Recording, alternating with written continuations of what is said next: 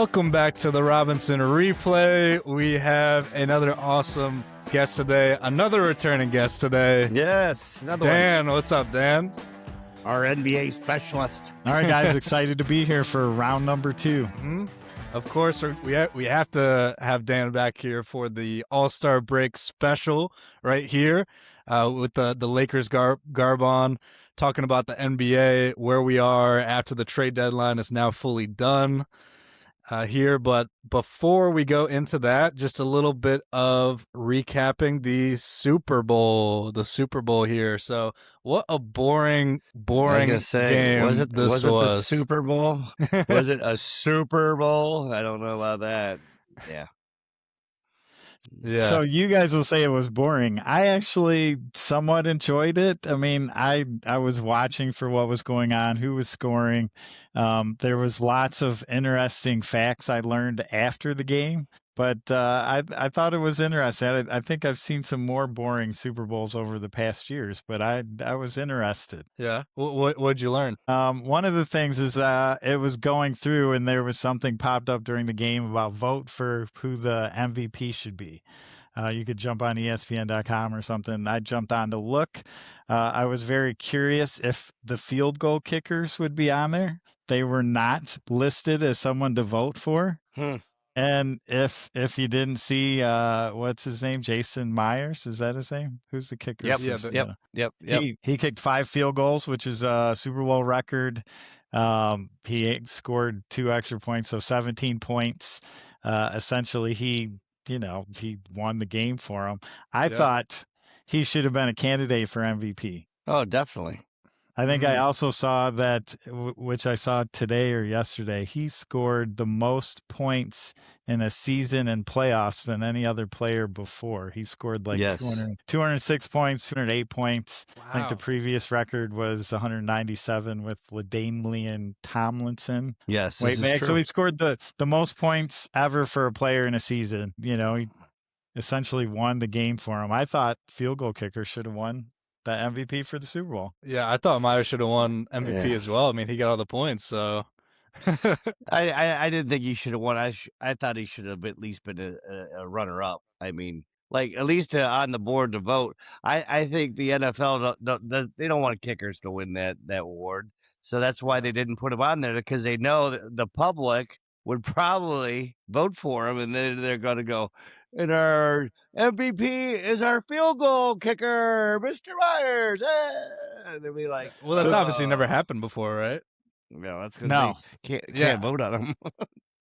No kickers ever won. And Walker was deserving. Had he got that late 30-yard touchdown run that was called back from a hold, I mean, he would have been a for sure candidate. Plus, I think I saw he had the most rushing yards since, was it 1997?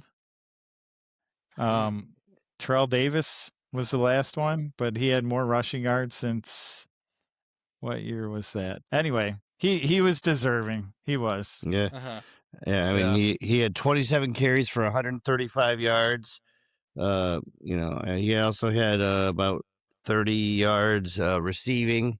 And like you said, gosh, if he could have scored that touchdown, I mean, he just was shot through a cannon. I guess he was shot through a cannon because he was of the hold. But, I mean, he definitely was my MVP also. Yeah, he had to step up because JSN got out. JSN, only had, 2 receptions or something like that? Four receptions for 27 yards. 27 yards. So, yeah. So I want to talk about this a little bit. First of all, that I want to put out there to the world that I said the game will run through JSN. Boy, was I wrong, because obviously JSN didn't even put his thumbprint in this game at all. He was pretty much non-existent. So I'm calling myself out on that one, number one. But the thing is that you look at the game and you say, well, the defense ended up winning the game for Seattle. Well, they did. They sacked him 6 times. They had a great plan. He was always under pressure, under duress. But I really think Drake May lost this game. His accuracy was all over the place. Don't get me wrong, he was under pressure. He ran for about 37 yards, I believe. I thought he should have ran even more to give them a chance to win. His accuracy was just off, whether it was his shoulder injury that supposedly was not a big deal, was the problem or whatever. I think that contributed a lot. Don't get me wrong. Between the two teams, there was 15 punts in this game. That's not exciting football to me. That's not exciting football. I mean, the Patriots had 8 punts. Seattle had 7 punts. That's boring football, no matter how you slice it.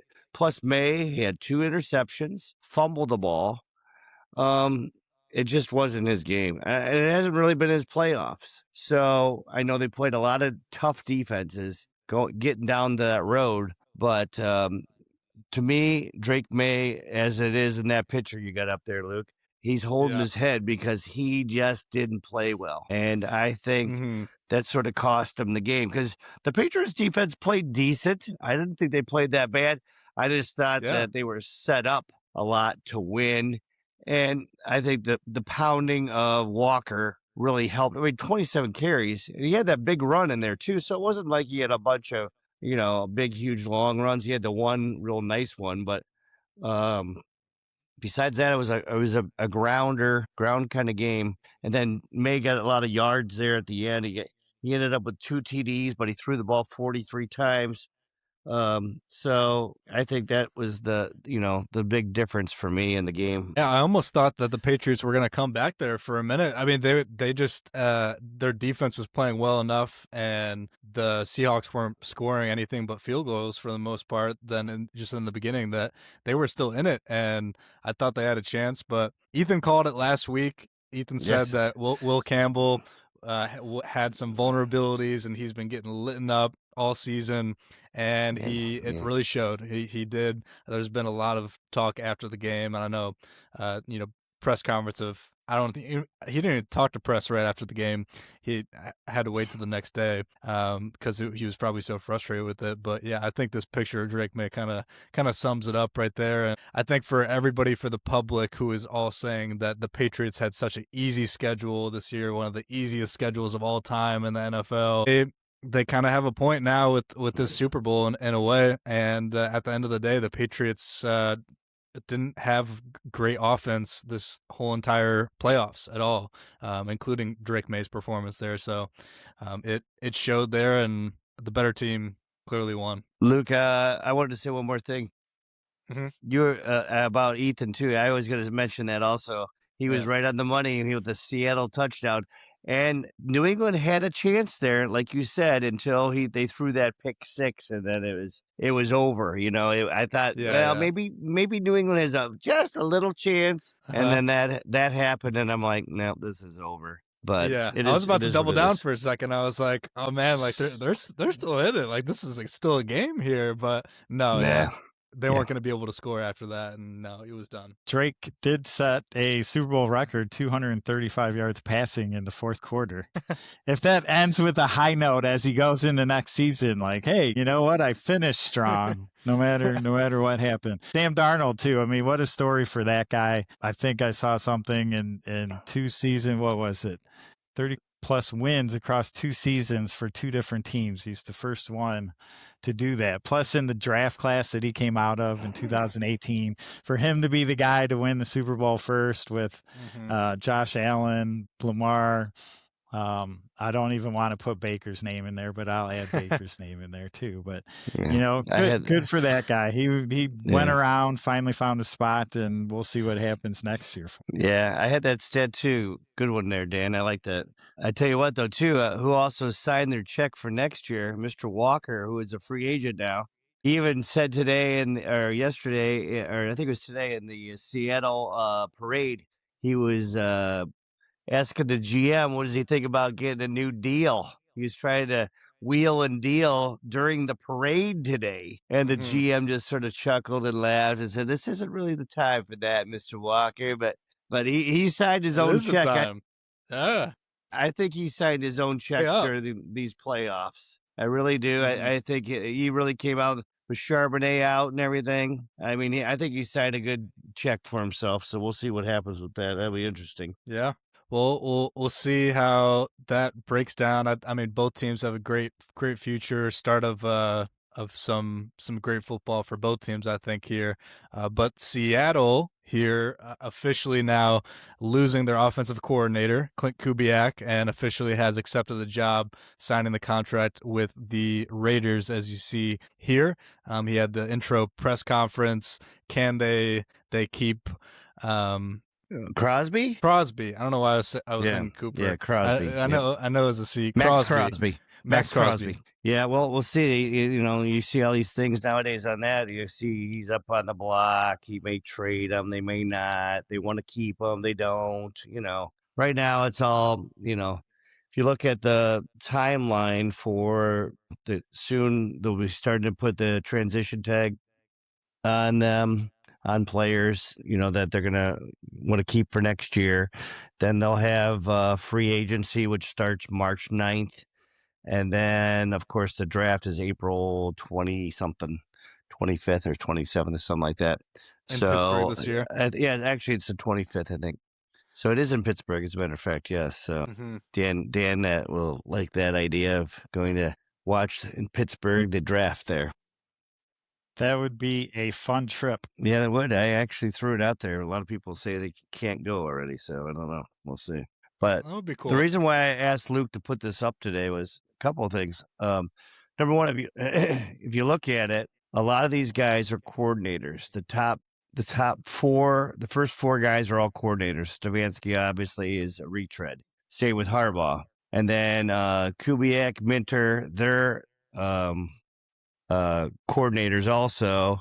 And Saleh was also a coordinator this year. So basically 7 out of the 10 teams that got new coaches, they're all coordinators. And if you look back, just as an example of last year, when teams lose their coordinators, their teams just don't seem to be the same. For instance, last year you had Ben Johnson, you had Glenn. Both are now, coaches in the NFL, one for the Bears and one for the Jets. The Lions just seemed off to me this year. Whether it was the coordinators or not, I think it had something to do with it. But I think that's a big thing. You look at Kellen Moore. He was the new coach for the Saints this year. He was the offensive coordinator for the Eagles. Eagles didn't look like they didn't look themselves this year. They didn't look like Eagles football. Vrabel was, he was just on the out there, and he got the job this year, which, of course, the Browns should have took him last year, but that's beside the point. Cohen for the Jacksonville was the coordinator for the Bucks, and the Bucks didn't look right this year. So I'm just saying, this is something to look at as you look at these coordinators taking head coaching jobs, that maybe this may affect the team that they're leaving from, So it's just, for me, I think it's something that you really need to watch for. And then obviously with these new teams that are going to, you got to really see what kind of staff they're putting together and what the whole plan is in the long run from there. I mean, like we saw with Todd Monken, he's basically just brought the whole entire Baltimore Ravens offensive staff over with him. Right. So, yeah. So with you guys both being Browns fans, I'd like to hear what your thoughts are on your new coach for the Browns. You guys probably mentioned it on a previous podcast, but I'm just curious your thoughts. How are you feeling now about it, Dad? Yeah. Well, to me, obviously the offense was broken, and it's broken for multiple reasons. Number one, I just think that Stefanski sort of lost him, number one. Number two, I don't think they have the players. They obviously have no wide receiver threats. They just lost Njoku the other day, so they're down a tight end. Monken likes to run 2 tight end sets a lot. I mean, he ran Andrews and Lakely a lot together. So he likes to run two-man sets. So they're really depleted in, targets for, great athletes and, the slot, tight end, receiver. They're going to have to get another running back. I'm not so sold on Judkins. So there's a lot of work to be done. And, of course, the number one thing is always quarterback. But this guy is like a quarterback guy. He did really fine-tune Lamar. I think Lamar, when he came in the league, they focused on Lamar's. The best thing he could do is use his legs, and he became a quarterback. So I think that he is going to come in, and he's going to, whether that quarterback is currently on the roster or not, I'm not really sure about that. He's going to come in. He's going to develop that quarterback. He's going to get some weapons, and we'll see what happens. Now, obviously, on the defense, he's looking to see. He's interviewed a couple defensive guys that are currently on the team, the safety guy and the guy Tarver, linebackers coach, and he's interviewed some other defensive guys from other teams. So I don't know if he's going to want to go on the outside and bring somebody in. I know he said he wanted to basically do the same kind of defense that they currently have with who they have. So we're going to see what happens. But overall, I like the way Todd's putting a team together.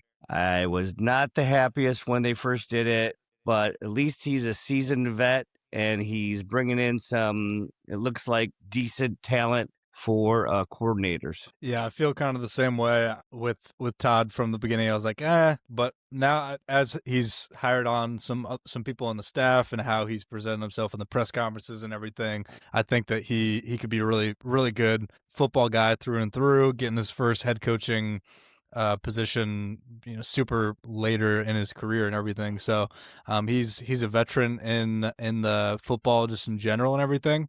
I do have a hot take for the Browns that I've been hearing quite a bit lately from the Cleveland media that Todd Monken really likes Deshaun Watson. So my hot take is that named starter for the Cleveland Browns quarterback will be Deshaun Watson week 1. I'm not denying that. Definitely could be it. And if he could actually make him not throw the ball into the ground, well, he probably could be a good quarterback for them. But if he's going to keep doing what he did when he was playing before and throw it in the ground and have no confidence at all, it won't be him. But we'll see what happens. Definitely we'll see what happens. I mean, you paid him all this money. You might as well let him ride out the last year and see if he's got anything in the tank. Why not? Yeah. What do you think about McCarthy, Dan? Well, it's funny you ask. He's from Dallas. I already have a check against him. There's a mark because he's from Dallas. He is from the Pittsburgh area. He's got some history with Rodgers. So does Rodgers come back? Do we want Rodgers to come back? Sounds like it. But I'm just going to steal this from the Super Bowl commercial. But here's what I think about McCarthy. Meh. I don't know. He wasn't my pick, but he's there. We'll see where it goes. I don't think I'm as excited about next season as you guys are for the Cleveland Browns. I'm looking at the Browns as 500 as it stands today. That's without them even getting any free agents, any draft picks, anything. I'm saying if they're lucky, 500, maybe a game under. But that's as of right now. As long as they're in the playoff hunt, say, the third or second of last week of the season, that'd be I don't think that's going to happen, but okay. I don't know. With our division, it seems like every year the last, could be 4 games left, and all 4 teams are in the playoff hunt.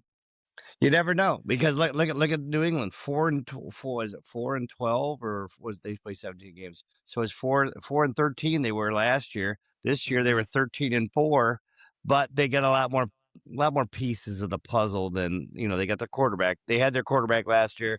He was a rookie. Obviously he came and he's gotten a lot better, but they had all the pieces to the puzzle. Not all of them, but a lot. And the Browns need to add a lot more pieces than they do. So, but hey, you never know. It could be done in the NFL. Look at the Jacksonville Jaguars, another team. Yeah. Went from nothing.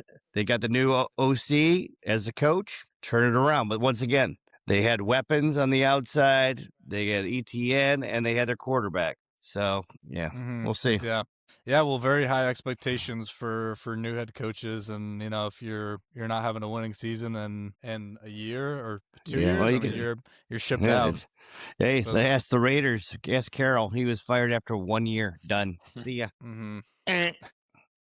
So, yeah, there you go. Well, I think that could have been age discrimination on Carroll. They brought him in and said, "Man, you are too old." The bricks, buddy. I just don't think they realized, and that as far as I'm concerned, that's on Tom Brady too. Tom Brady should know better. Come on, Tom, you got to do better picking coaches and quarterback. They handpicked Geno Smith to come over and all that stuff. I mean, and another thing is look at Seattle last year. They got rid of Geno. They got rid of DK. Everybody was thinking, what is Seattle doing? They're getting rid of everybody. They're going to be Boy, terrible. did that work out for them. Wow. Minnesota has a lot of regret right now. I wish they would have stuck with Darnold and maybe put JJ on the bench for another year. And that's why the Minnesota GM lost his job, because he just let him go. So, yeah. So there you go. I mean, that tells you that Seattle, I guess, knew what the hell they were doing. So, well, we'll keep following everything for the NFL during the off season here, but now it is time to talk about some NBA. So we just had the trade deadline wrapped up here. The graphic of all the moves here. Pretty good trade deadline here. I mean, so a lot of trades. A few big moves, but a lot of like pretty meaningful small trades everywhere across the league here. We didn't see Giannis go. We didn't see Ja Morant go. Were some of the names floating around. Draymond Green was floating. A lot of names floating around that didn't get traded that we could see end up this summer or something here. But Dan, what do you think about the trade deadline? What's your top takeaways for these moves here? So I will say this was the most exciting trade deadline. I agree. The week before coming up to it, all the trades that happened, a lot of them surprised me. You mentioned the ones that didn't happen that everybody was kind of watching for. But I mean, the biggest ones, I think the Cavs made the biggest moves. They had a couple moves. They got rid of a couple guys. The first one, I think they did a couple days early. They ended up with Schroeder and Keon Ellis from Sacramento. And I was a big fan of both those guys. Even though Sacramento is having a rough season.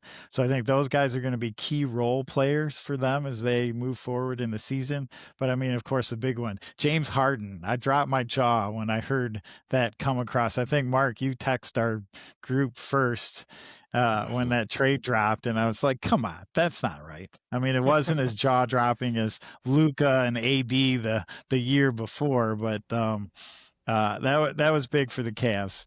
Some of the other ones that jumped out, Jaren Jackson. I mean, Memphis Grizzlies are obviously reworking everything. So they're just getting rid of what they can do. They're going to redo something for next year. Jaren Jackson, a big time player, goes to Utah.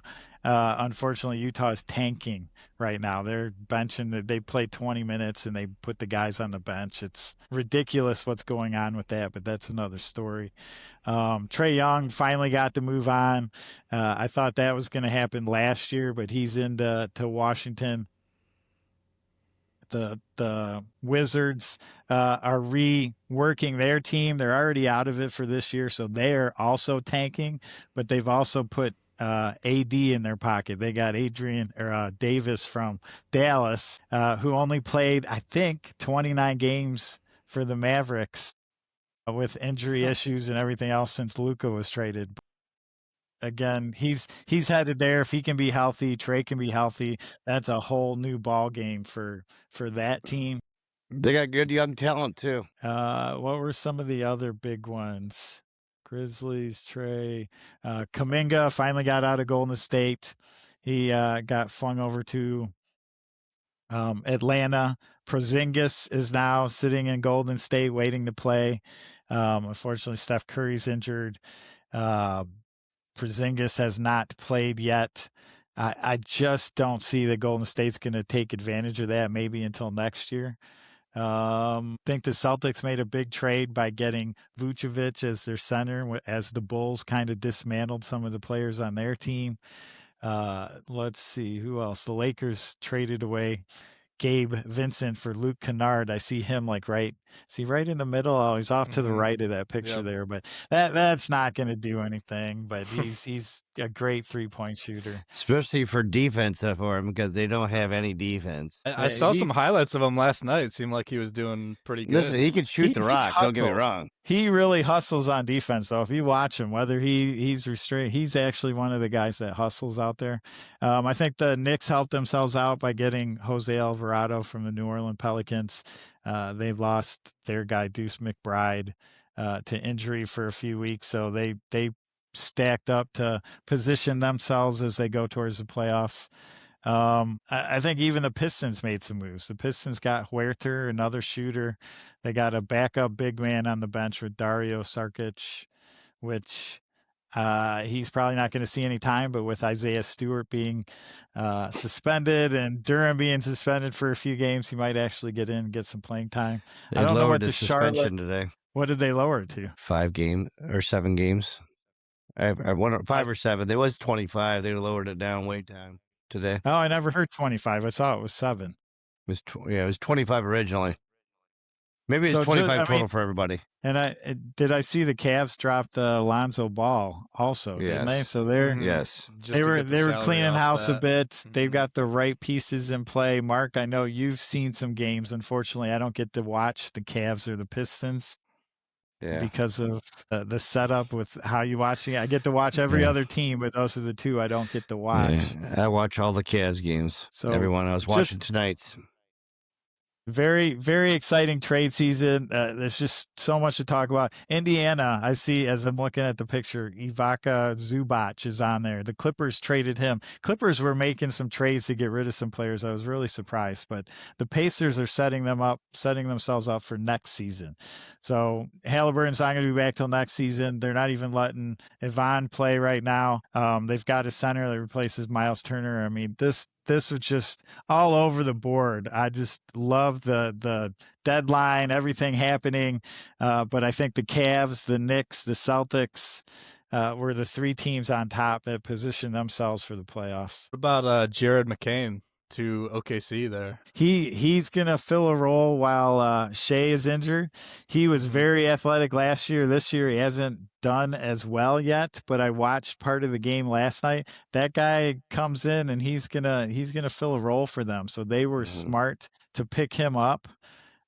He's going to do some work for him, whether he's going to excel as a player down the road, but he's really going to help them out to push for a back-to-back title this year. I think that's an underrated move. They did give quite a bit to get him, but I think it's kind of underrated. He's, I mean, obviously second year too, so it could really pay off for that OKC team down the road. All right.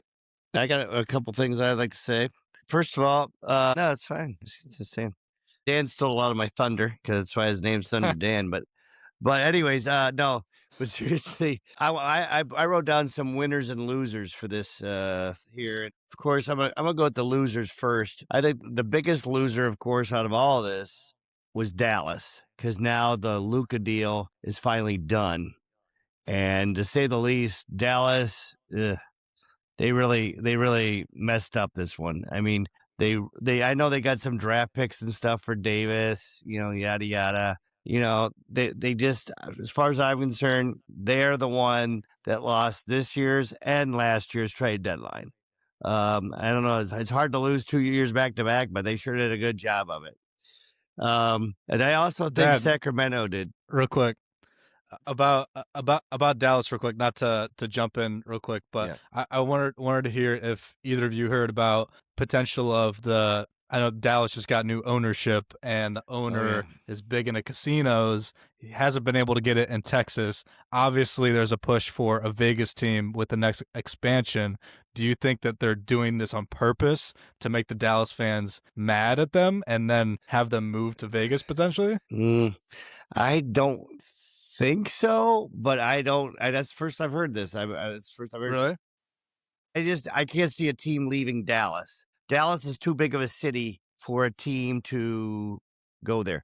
Now, maybe I could see some of these smaller market teams that's funny that you say that, because the next team I was going to talk about was Sacramento, because they are not very good and they trade away Ellis and they trade away Schroeder, but they still got all this money wrapped up in DeRozan and Levine and Sabonis. Who's the other? What's that? Sabonis, and they have all this money wrapped up, and they're going to go nowhere with those 4 guys. They're going to go nowhere. So I was really surprised. They were my other loser of why they didn't try to do something to get rid of a couple players to either A, get younger and get draft picks, or B, try to do 2 or 3 stars to try to get at least 1 star so they could try to start getting this team in the right direction. Because with the 4 guys that they have as their core, that's not a good core 4 as far as I'm concerned. My winners were the Bucks because they didn't end up trading Giannis, but that could happen over the summer. So that's not a done deal by any stretch of the imagination. And I also thought with Zubac coming in from LA Clippers to the Pacers. Clippers to the Pacers. So that one I thought was big for next year. They sent what's his face, Benedict, to them, and he was on an expiring contract, so he was going to probably be gone anyways. And I think with Halliburton coming back and everything, I think that's a move good for next year, like Dan was talking about earlier. And my biggest winner, of course, is the Cavaliers. I mean, the flow in that games I've been watching with Harden, it's unbelievable. He had a behind. I want both of you to watch later. Look for this behind the back pass that he had tonight for a layup. He's totally going the direction towards the baseline, and he passes it behind a dime behind his back. He just makes everybody better. I think that was his 12th assist. That was going into the end of the third quarter. And he just makes everybody better. The bigs better. I mean, that's why, Sam Merrill, 32 points tonight. Yeah, Sam Merrill ripping it up. I mean, just getting the guy, just get the hot shooter of the ball. I mean, that's what he does. He's a smart. He's so Career smart. high. Yeah, so smart. And I think he's going to really, really excel them. And they don't even have Mobley yet. They don't have Strauss yet. So I don't know. We'll see. That's my biggest winner. So, Luke, I'll add to your comment. You were asking if Dallas might go to Las Vegas. Yeah. Have you heard about that? I feel like I heard about it like a year or 2 ago, that there was talk about that already, that they were trying to figure out how they could get into the Vegas market. But yeah. I think, at first the fans, the city might be mad because Luka was gone. I think now they've embraced Cooper Flagg, who's grown leaps and bounds, I think, since our first podcast of the early NBA preview. He's just done amazing since then. But I think, and I heard this the other day, and they were talking about how teams are tanking. What are you going to do if they do the expansion and have 2 more teams? That's just 2 more teams that are going to tank. But the 2 cities, I think, that are up for expansion are Seattle and Las Vegas already. So I think it would be hard for Dallas to move if Seattle and Las Vegas were on the map for an expansion. But that was something. I heard that. I did hear that a year or 2 ago, though, how Dallas was talking about trying to get to Vegas and the gambling aspect of it.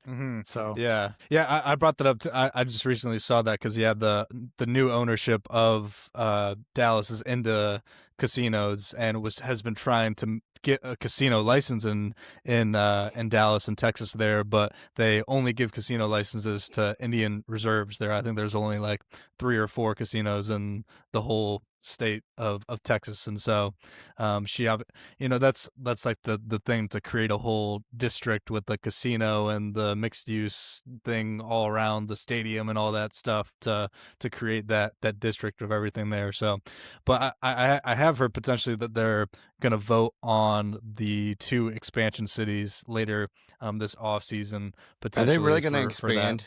Are they really going to expand? I think it's really inevitable. Yeah, I hope not. I think it's pretty inevitable. It's going to dilute it even more. Like Dan said, then you're going to have all these other teams tank in to get all these. It's going to dilute the teams. Yeah. And I think it's a mistake if you add 2 more teams. That's just my opinion. There's lots of talk on how the teams are tanking currently or how they're trying to do it. I think behind the scenes, the front office is going to come up with some rules, some stipulations, some, players got to play.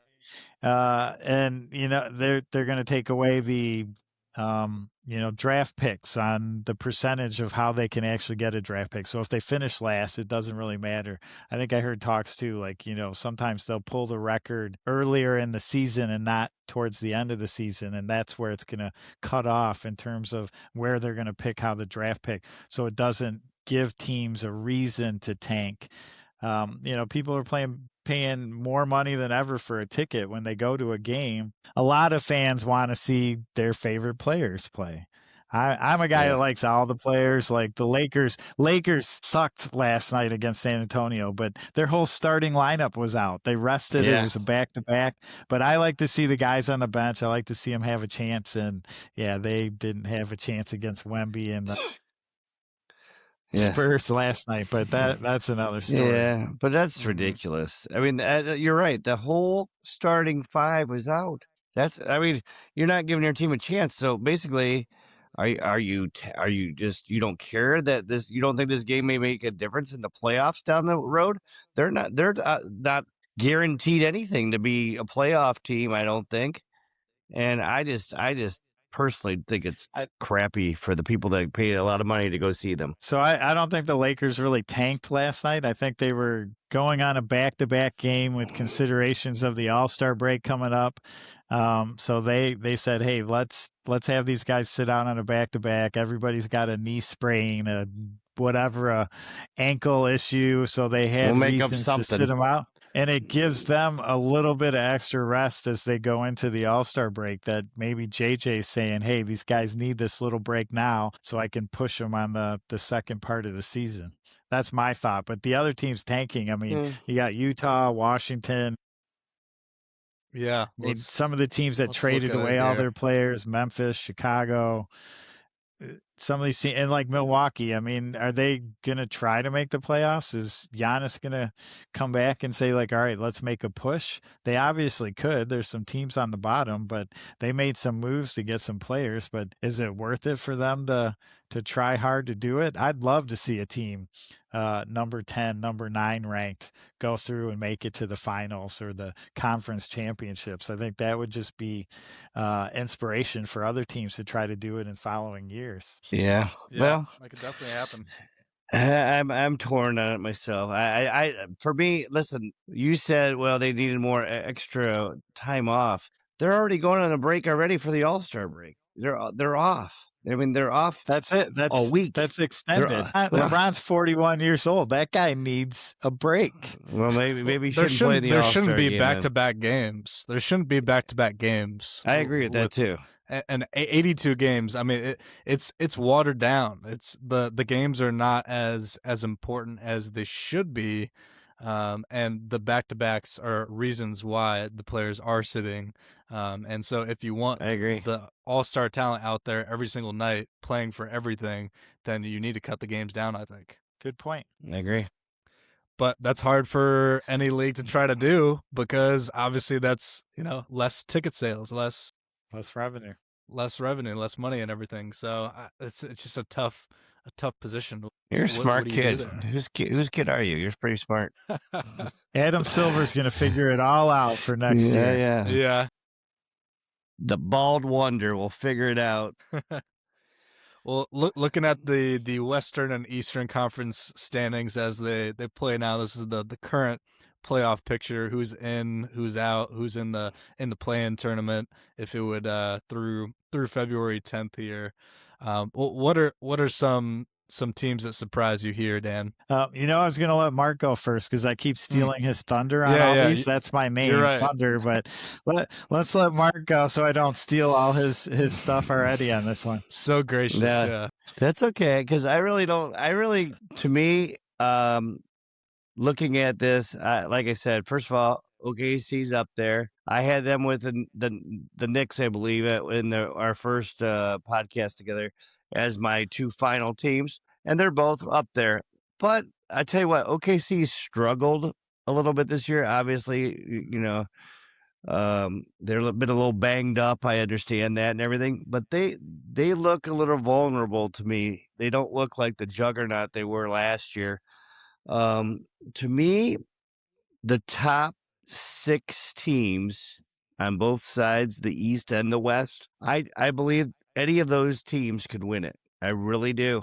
There's a team out there, well, maybe not the Lakers, because the Lakers just don't play any defense. Because they just don't play any defense ever. And I don't know if they have anybody that can play defense. I know that regular season basketball is different than playoff basketball. It's a totally different. They set up defense is different. They actually practice defense. I get that, but to me, I don't know if they have the players to do that, and I don't even know if the Cavs have the players to do it. To be honest with you, because Harden isn't he's not a great defensive player, even though he did have 3 blocks the other day, but it surprised me. I just think that any of these 12 teams here can win, and I'm excited to see some of these play-in games to see who's actually going to bump up and get in there. I love the Hornets because I love Con Knipple, and I'd love to see them get up there and bump up a little bit and get that last seed, come on up. But you never know what's going to happen. To me, it's going to be.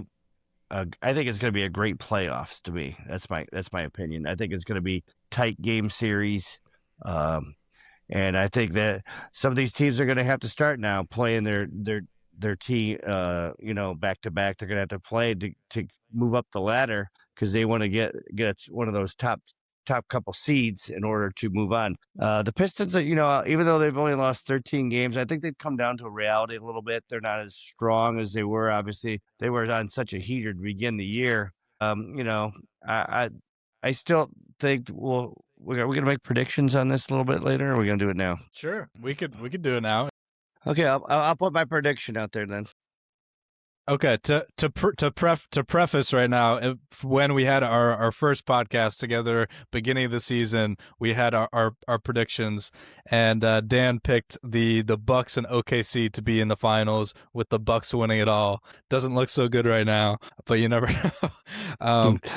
Dad had the Knicks and OKC winning it all, and then I had the Cavs and the Warriors in the finals, and the Cavs winning it all there. So what's your prediction now, Dad? Well, I did just say that they are not very good on defense, but I am going to put the Cavaliers and the Knicks in the Eastern Final, Cavs winning. And in the West, I'm going to have San Antonio and OKC, and San Antonio beating OKC to go to the finals, and the Cavs winning it all. Okay. That's right. As of right now, I tell you what, though, I do like Denver's really starting to grow on me. I've been watching a lot of Denver games, but that's what I would do as of this day here on the 11th. Is it the 11th of February? Yeah, I'd actually probably do the same. I'm definitely sticking with the Cavs for the finals, and then actually, yeah, the Spurs. I was gonna say the Spurs have been impressing me. I think they've beat OKC twice now, 2 or 3 times. 2 or 3 times. Yeah. No, yeah. I remember they beat them like Christmas Day, and then there was like a couple days before Christmas Day too, and we were talking about those games there. So yeah, I think Cavs and Spurs, and give me Cavs. No Warriors. I'm a homer. No Warriors anymore. That dream faded. That dream faded for me a little bit, but hey, you never know. Never know. Did you tear that ticket up already on that fat sip on that? Did you tear up the Bucks winning it all here? It's pretty good odds probably if you want to double down. I cashed out early after Giannis went down. I mean, he missed like 18 games. Has he missed 18? Something like that. He's missed 18 games. The guy, if he was healthy, that guy was dominating at the beginning of the season. I would say, as I look at this board, I mean, this is how it's going to go in terms of the 10 teams that are going to make it from each conference. Nothing's going to change. Chicago traded away their players. They're not going to have a chance to come back, I don't believe. And nothing's going to change in the West. Unfortunately, as I wear this Lakers shirt, I've watched them all season. They're not good enough to beat the Clippers at number 10.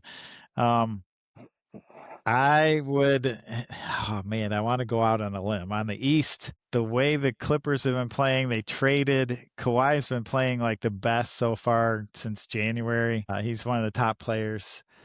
I'm going to say Denver and San Antonio. So Denver, San Antonio in the West. I was leaning that way. Yeah. And as we go through the East, I can tell you that since January 1st, the Cavs have the best record in the league at 14-5 with the Pistons. Mark, your Hornets are right up there at 14-7. The Hornets were coming in strong at the end of December too. So even though they're listed at number 10 there, they've made some changes. I think they're headed in the right direction. They could surprise some people. Clippers also are 14-7, so they're one of the better teams. Kawhi's been playing great. But in the East, I'm going to say the Pistons and the Cavs. Pistons and the Cavs are going to hit it, and then we're going to see Denver and Detroit. Double D's, Denver and Detroit in the finals with the Pistons winning it all. Double D's. Double D's. Pistons are going to win it all. All right, I like Pistons win it all. Wow. We'll see. Yeah. All right. Yeah, Excellent. definitely surprising with how good the Pistons are this year. But I think definitely sleeper here with how good the Celtics have done, being at the number 2 seed right there without Tatum, obviously. And Tatum is gonna come back at some point, just in time for the playoffs. And so I think they're. I'm not sold on that yet. You don't think so? I've heard both ways. Sure I've heard both ways. Yeah, because he blows that out again, he's going to be out all next season, and then probably a little bit on the next one. I wouldn't. If I was the team, I would. It's not worth the risk. Long-term risk, it's not worth. But you're saying they're in the playoffs. They're in the first or second round of the playoffs, and Tatum is healthy enough to go. You don't play him? Personally, don't think. I mean, you got to build up. This is not like, oh, okay, I'm not going to play at all, and then I'm just going to be all of a sudden in the playoffs. First of all, playoff basketball is totally different than regular season. Okay, number one. Number two. When did he have? When did he blow out that Achilles last year? Do you remember, Dan? Was it in the playoffs or right before the playoffs? I think it was early May. So that would be the playoffs then, right? Yeah, it was. Yeah, so playoffs. I wasn't sure if it was the playoffs or just right before it. Yeah, so okay, so that's the case. He's not even a year out then, and you're sticking him back in the playoff for a playoff run. I think it's a mistake. That's just my opinion. I think he just recently started playing 5-on-5 games with coaches. I think he started doing drills back and forth. He's actually playing in games. The All-Star games just coming up. There's still 30 games left in the season. That's playoffs don't start till the middle of April, I think, like April 20th. So he's got a couple more months to go of playing, ramping up. Even if they use him 15, 20 minutes a game, they're not going to put him in 30 minutes a game. But right now they're sitting at number 2. Right now, if he's available and they're sitting at number 2 in the East, and you can put him in for 15 or 20 minutes a game, give Jaylen Brown a rest for a few more extra minutes.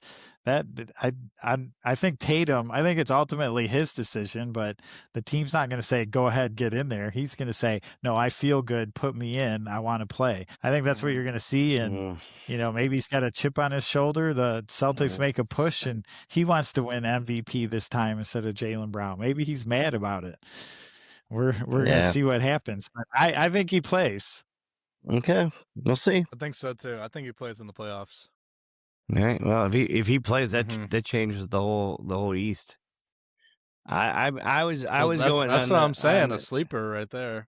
Yeah, I was going on actually that he wasn't going to play, but you never know. If he does play, that obviously, I tell you what, the East is just as strong as the West. If he ends up playing, because I tell you what, those top teams there are really good. And don't get me wrong, the Toronto Raptors are a good team too. I mean, look at that, 32-22. The Sixers have started to play a little better. He's starting to play better. He's a much different player than he was earlier in the year.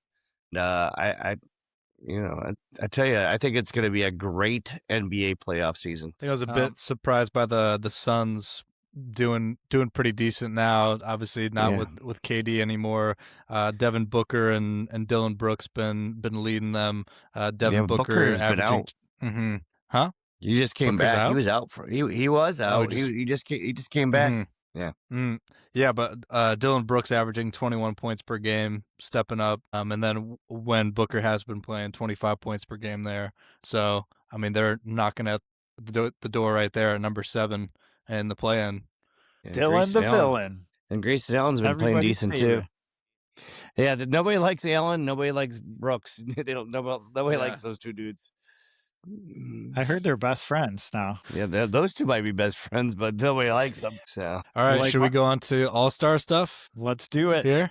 All All right. right. So we got the stars, the stripes, and the world here. This is what the second or third, fourth time that they've done something like this with the world versus the USA type of a thing. It's a little different format. Yeah, I don't really understand how they're setting this up. It's like there's 3 teams and then they just like I don't even know. Probably should have Dan, done do you some more understand it? research. I did. So I looked at it. What they're going to do is game 1 is going to be the stars versus the world. So it's like a three game. They're going to each play each other. Stars play the world. The stripes play game 1 winner, and the stripes play game 1 loser. So yeah, it's like a round robin. Then there's going to be an all-star championship. The games are only, I don't know what, I don't know if it's a time limit, like they play 15 minutes and that's it. But it looks like with the time frames on everything, they're like 30 minutes apart. So that means the games are only going to be 20 minutes long when they play against each other. I was going to note that a lot of the stuff, I mean, NBC kind of dominated everything for the All-Star weekend. I think celebrity games on Friday night with ESPN, everything else. The Rising Stars is all on Peacock, so that's not going to be televised at all unless you have Peacock, and then everything else is on NBC. But I had to really look up about this format. I'm not crazy about it. The players maybe play less. They don't try as hard. I'm not sure how it goes. I'm old school. I like to see the 4 quarters of the 2 teams going back and forth, East and West. I didn't like when they did, coaches and they picked their teams, and I didn't care for that either. Just have an East and West team, play the game, have some fun. Yeah, I agree with you. I do. I mean, when you look at these teams, Jesus, I mean, there's some that have they're all guards. I mean, the USA Stripes team is basically all guards. So there were a couple. Besides Durant and James, those are the 2 tallest players. Yeah, I mean, I don't know how they put this together, how that's going to go, but I know there's a couple injuries that aren't reflected on here. Steph Curry's out. He's replaced by Brandon Ingram, I believe, and then Shea Gilgeous-Alexander is out, replaced by Sengun from Houston, who was deserving to get in. And I think there's still talk that Luka they might decide tomorrow, but he might be out for the All-Star game too. What about LeBron? But Mr. 41. I think he's going to put in a couple minutes next to Durant, and then they'll sit down. I don't know. I mean, the games aren't that long, so I'm sure they're like, hey, we can go out and have fun for a few minutes. But it'll be interesting how it goes. I'm not as excited this year about it as I usually am. But if you look at any of these teams, I mean, these would be fantasy basketball teams where you'd say my team is stacked. I mean, these guys are all great. They're all deserving. There weren't many guys snubbed. I don't know if you think James Harden should have been there, but I was looking for his name. I was like, wait, Harden isn't on here? Yeah. He's played really well this season, better than the last couple of years. He had a great season. He's had a great season. I'm surprised Giannis is not playing, is he? I don't. They didn't say because he's been injured too. He hasn't been. Yeah, playing, I know so. he isn't playing. It's something. Yeah, I'm just curious on that. Yeah, this may not be all that accurate. Just that's fine. I'm just saying, not who actually. Yeah. Yeah. It wasn't noted as of yesterday for a replacement for him yet. So yeah, I think people care less than ever about an All-Star game. It's sad too. Unless you're there. You get a free ticket to go. I think it's fun. Free ticket. How might the be hell more you getting free tickets? I can't tell you that, but okay. I'll tell you where to see me when I'm on screen. I'll tell you where I'm at when the camera pans back and forth. Awesome. I didn't know you were going to get free tickets, sir. No, I'm not going. I would love to see that. The Cavs played there the other day at the Clippers, and the announcers and everything were talking about, what's that? The Intuit Dome. Oh yeah. They were talking about it. Arena. It's really cool, all the different things they have, and they were going into it, and they said it's amazing. So that'd be a good place just to go, just to visit, just to see a game. Yeah, but it's just crazy. LA. Who Who were the announcers talking about it? Were that you were listening The to Cavs, the Cleveland Cavs, the Cavs announcers, they were talking about it. Yeah, they're pretty ecstatic about, enamored with it. It was pretty cool. You know, I you was don't going to say usually hear because them. Toledo in. I was going to say Toledo in. I like to throw in the Toledo guys. Jimmy Jackson's the color guy for the Clippers. Right. Oh, is he? I know he's on Yes. some of the. Is he on NBC too, or is he on Prime, or what else? I mean, there's so many different ones this year that it sort of gets confusing. He might be on Prime, but I know he's not on Okay. a main. He got out of whatever ESPN or what he was doing a couple years ago. Now he's full time at the Clippers. Okay, I know he's like, I've seen him on something, because these guys, you know, it's hard to keep track of the nights. You know, usually it used to be ESPN this night, you know, pretty easy. Now it's almost like they have a game on every night, and it's on different channels, and it gets a little confusing. It does. Well, So what about the 3-point contest and the slam dunk contest here? To me, the Well, 3-point contest is going to be interesting, I think. But Dan, you go ahead. no, I was going to say the 3-point contest, there's some guys left off of that. But again, they try to pick guys that are already there for the weekend. So I understand why they pick some of these guys. Donovan Mitchell, he's got the most 3-pointers made so far this season. He's only a few ahead of Mark's guy, Con Knipple. But I mean, they pull these guys. What's Damian Lillard doing? He's not even playing? Is he just, hey, I can shoot a basketball? I mean, why isn't Jason Tatum out there then, or Halliburton if they put Dame in there? But Dame's a previous winner. I think that's why he gets like a buy into it, I guess, because he hasn't even been playing. You're right. He's been sitting the bench. When the Cavs played him the other day, he just sat the bench. He doesn't even play. So I don't understand some of this either. It doesn't make any sense to me. And Portis, Bobby Portis, he's not an all-star or anything. I don't know why he's there. So yeah, I don't know. He actually is shooting 45.6% from 3-point. So that's a big reason why. Yeah. Well, he's there for the 3-point contest only then. Yeah, and it's always fun when you see, what is he, 6'11"? It's always fun when you see a big guy shooting 3-pointers. Yeah. So as I look at the list, these guys are all great 3-point shooters. My boy Luke Kennard should have been out there because he's leading the league this year in 3-point percentage. Another Dookie. I agree. Wow. But he, he probably said, no, I want the time off. I'm not going to be there already. So he decided not to do it. I think I'm just going to throw my pick out there now. Who did I have? I'm going to pick Tyrese is good, Norman. I'm going to pick Jamal Murray. When I watch that guy shoot it, and I always try to look at guys that shoot like set shots, because when they go out there and they shoot jump shots in this tournament, it just doesn't always work out. Jamal when he gets on a streak, man, this guy can hit it. So my pick to win the 3-point contest is going to be Jamal Murray. Okay. Oh, you know what I'm going with? Duke boy. I got to go with Con. I got to go with the Rook. I'm going with the Rook. I'm going to go with Con Knipple. He's the man. Just wait till all of his brothers come up, too. They're good, too, boy. I love them. Really?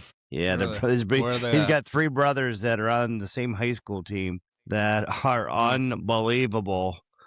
Up there in Wisconsin. And matter of fact, Con had the whole team over to his house when they were on the road, and his mom cooked them all fajitas and stuff. And they were showing highlights of the brothers then too. And these kids could stroke it, dunk, go in. They're amazing. And I'm going the Con Knipple family to win the 3. Let's go, Con. I got Donovan Mitchell. I think it's going to be his year. I think I saw a video of him talking about it, that he really wants to win it this year. I think he's been in it a couple times now, and he has never won it before, I don't think. So I think he has a chip on his shoulder. He's been really lighting it up this year. I think he's having the best year of his entire career. I think this would be an awesome thing to add to his resume for the season, for the Cavs, and for Donovan. So that's my pick. All right, what about the slam dunk contest here? Just kind of thing, by the way. Cooper Flag is out for the All-Star weekend. He's got a foot sprain. Just came across the wire, just to let you know.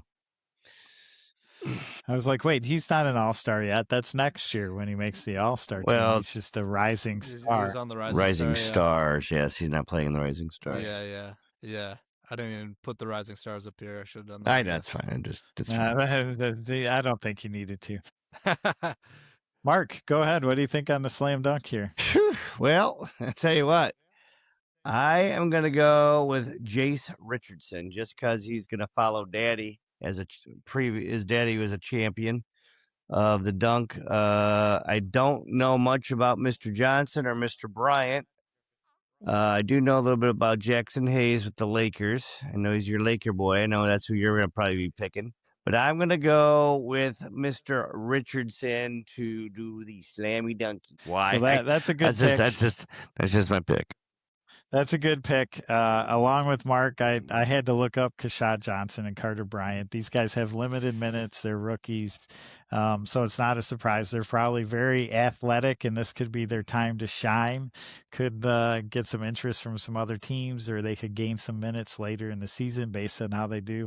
But I'm going with Jackson Hayes. I recently saw an interview with him where the first thing he did was apologizing to the Washington Wizards mascot that he shoved for stepping on his foot, and then he got suspended for one game. Did you guys see that? No. It was like a pregame, and the lights were out in Washington, and teams are running around. He's sitting on the side or something, and the mascot ran across and stepped on his foot, and he stood up and shoved the mascot, like totally laid him out.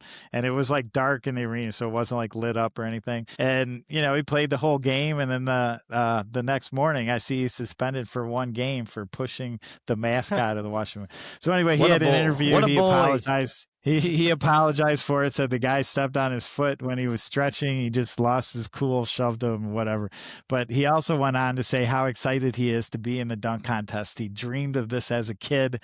He's going to bring some magic to the game. He's going to bring some excitement to get people watching the dunk contest.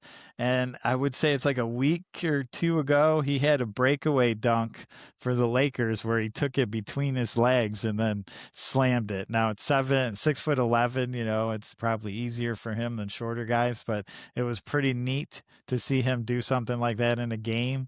So I'm excited to see what he's going to do in the dunk contest. I tell you what he's going to do right now. For sure. This is what he's going to do. He's going to take the mascot and jump over the mascot. That's the thing. That would be awesome. That would be something. That is a great idea. He's going to shove the mascots down, jump over 4 of them, and dunk it. See, there you go. You get extra points for that shit. Exactly. Put that bet on that right now. I'm telling you, that would be the best thing yet. I like that. Yeah, bet that on Kalshi. I saw that Jackson Hayes dunk that you were talking about, the between the legs, Dan. That's the only player I know out of this whole dunk. I've never even heard of these other guys before, honestly. So I guess that's why I'm going with Jackson Hayes. I saw that one dunk there. So I'm gonna go with Hayes as well. Jace looks really lengthy there. So I don't know, that could be interesting there, Dad. But we'll see. It's the slam dunk is now a ton of younger guys, not really like all-star, people that you would think of like, oh, the best dunkers in the league necessarily. Just kind of the younger guys that want to prove themselves, that can really get the hops and don't care about potentially hurting themselves in any way. But I guess that's just the way it is. Yeah, it's true. Well, that's all we got. Anything else to add for the NBA at all right here at this time during the All-Star break here, guys? Man, I don't have anything else. I had all the Rising Stars teams and everything else, and there wasn't anything exciting for that. So we covered it all, and I think you did a great job presenting that. Yes, I agree. 100. Yes.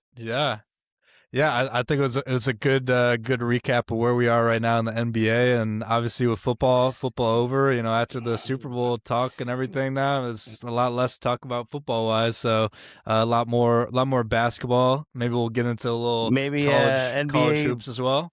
yes, maybe a little NBA preview of the playoffs with Daniel for a third time coming back. Oh, I would welcome it. Bring it on.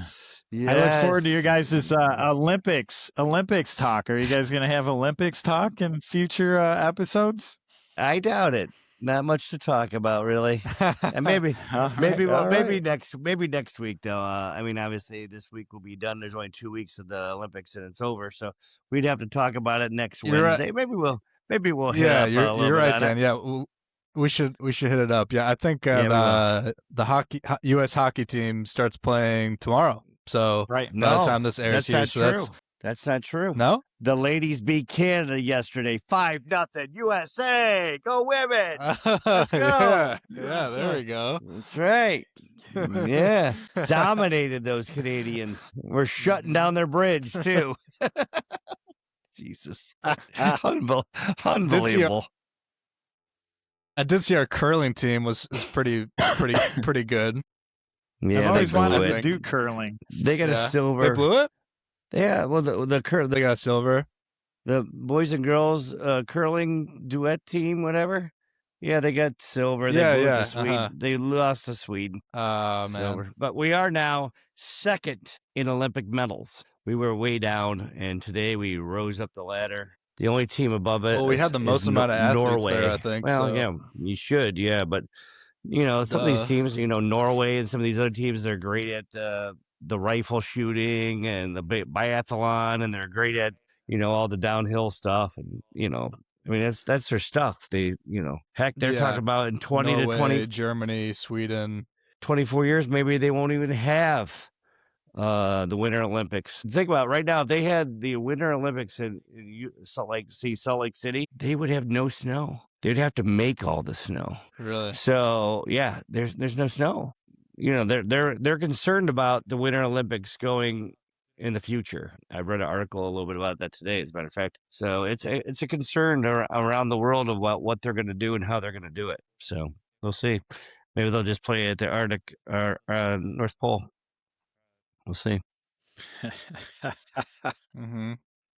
The Antarctica Winter Olympics. Yes. Why not? What the heck? Start building some stadiums. I saw they added a sport. They added a sport this year.